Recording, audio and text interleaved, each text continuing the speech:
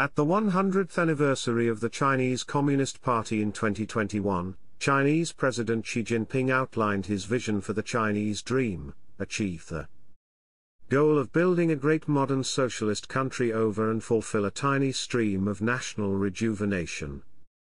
The fact that China and Xi's up talk about a China dream really reminds us the great powers need to have grand narratives in the same way that the United States had the narrative about the American dream.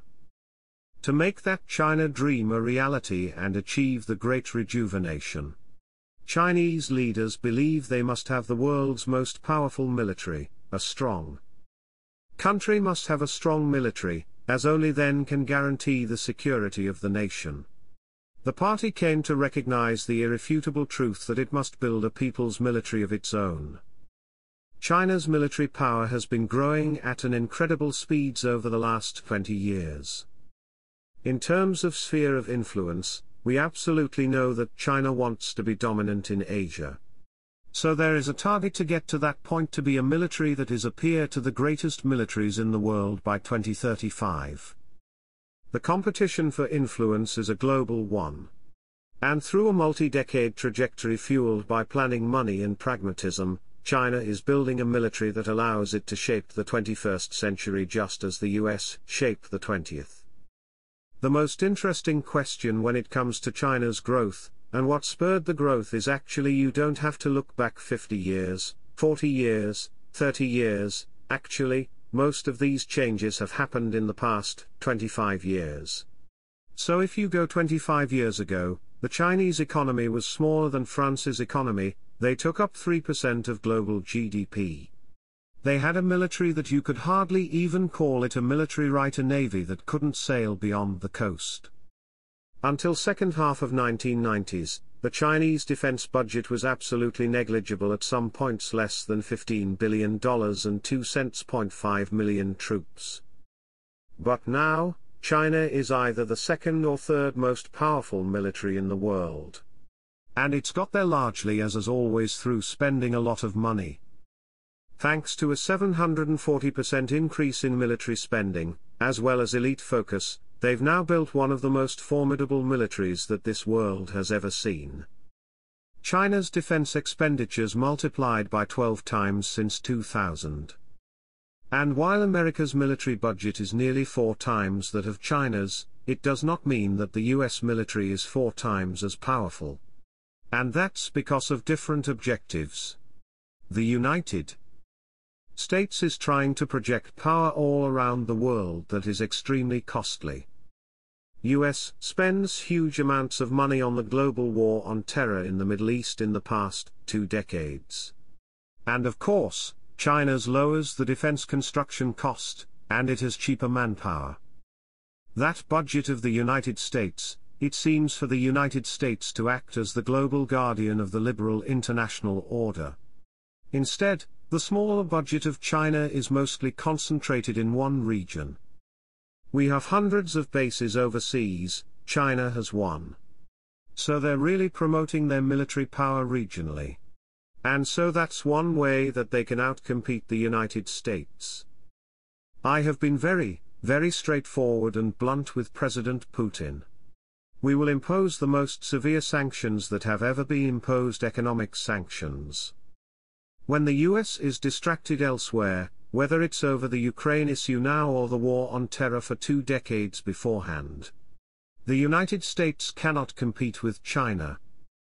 Countries like the US, the UK, Australia, European countries overlook the understanding of China's strategic culture. And we didn't want to accept the fact that while we were trading with China, China was growing militarily. To understand the magnitude of China's determination and achieving its national goals, look no further than the Belt and Road Initiative. China's $1 trillion global infrastructure plan, and the centerpiece of President Xi Jinping is foreign policy. The Belt and Road Initiative is one of the big Chinese economic plans to build power and influence in the world. The United States could have done 10 of those, right, but instead, we fought the war in Afghanistan. And while the US and the EU are busy policing the world, China has focused on building infrastructure. And when it comes to the military, it has had the same laser focus. The Chinese were actually extremely pragmatic in deciding how to go about matching its military capacities, and increasing them so that it could challenge us dominance. And they did so basically with weapons that are much cheaper to produce than the things that they destroy. Of course, there are certain narrow areas where Chinese are more advanced. These areas includes the hypersonic missiles. What we saw was a very significant event of a test of a hypersonic weapon system. And it is very concerning. I think I saw in some of the newspapers they used the term Sputnik moment. What the US is really saying is that these hypersonic missiles could change the game. China is investing in hypersonic missiles principally to show the rest of the world that is capable of developing cutting-edge military technology. Because of the name, people focus the hypersonic part and how fast they go. But actually, the biggest issue when it comes to defenses is that they can fly very low. Because of the circular nature of the Earth. If you have a radar system, you don't see it until close to the last minute, which makes it difficult to intersect. The broader strategic issue that China is more advanced in this area than the United States brings up a lot of anxiety about how the United States technologically is falling behind. The Sean Lasong Parrot in 2019, and the Americans are only expected to have a first battery of similar missile for testing in 2023. So that's an incredible lead. And while the US is trailing China in hypersonic technology, China is quickly closing the gap when it comes to naval forces.